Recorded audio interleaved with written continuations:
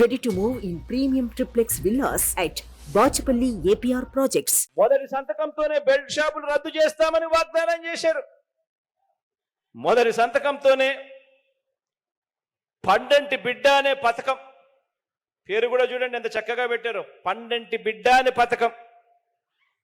పేద గర్భిణీ స్త్రీలకు 10,000 ఇస్తామని చెప్పారు. ఇవన్నీ 2014 మేనిఫెస్టోలో వీళ్ళిద్దరు కలిసి చెప్పినవి. బడికి వెళ్ళే ఆడపిల్లలందరికీ సైకిల్ ఇస్తామన్నారు. ప్రతి అక్క చెల్లెమ్మలకు స్మార్ట్ ఫోన్ ఉచితంగా ఇస్తామన్నారు.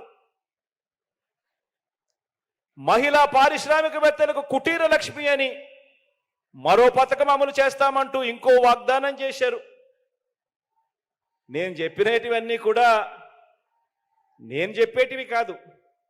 2014లో ఇదే చంద్రబాబు గారు, ఇదే దత్తపుత్రుడు ఇద్దరు కలిసి వాళ్ళ ఫోటోలు పెట్టి సంతకాలు పెట్టి మేనిఫెస్టో అని చెప్పి ప్రతి ఇంటికి వచ్చి పంపిణీ చేసిన కార్యక్రమం వాళ్ళు చెప్పినటివి ఇవన్నీ.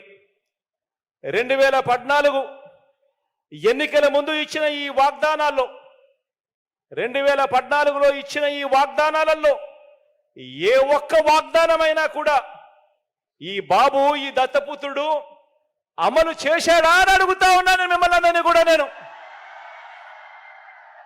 ఇలా 2 చేతులు పైకెత్తాలి, ఇలా ఇలా ఇలా ఇలా ఇలా ఇలా ఇలా.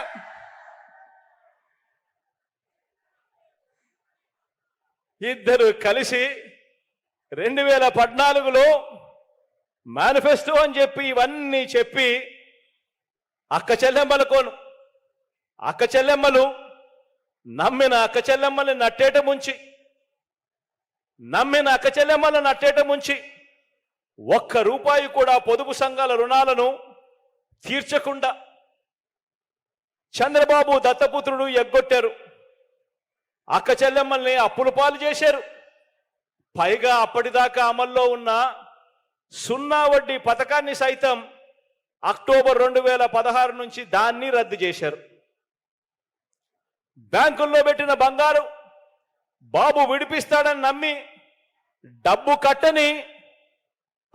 కట్టని వారి బంగారాన్ని, ఆ అక్క చెల్లెమ్మల బంగారాన్ని బ్యాంకులు వేలం వేస్తా ఉంటే ఇదే చంద్రబాబు నాయుడు గారు చోద్యం చూస్తూ నిలబడ్డాడు తప్ప ఆ అక్క చెల్లెమ్మలను ఆదుకోవాలి అని చెప్పి కనీసం మనసు కూడా కరగలేదు ఈ పెద్ద మనిషికి.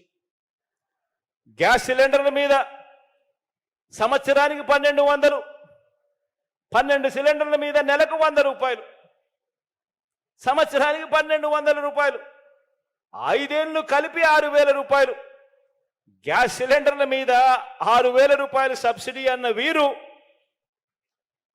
వీరు అక్క చెల్లెమ్మలకు 1 రూపాయి కూడా సబ్సిడీ మీద ఇచ్చిన పుణ్యం కట్టుకోలేదు.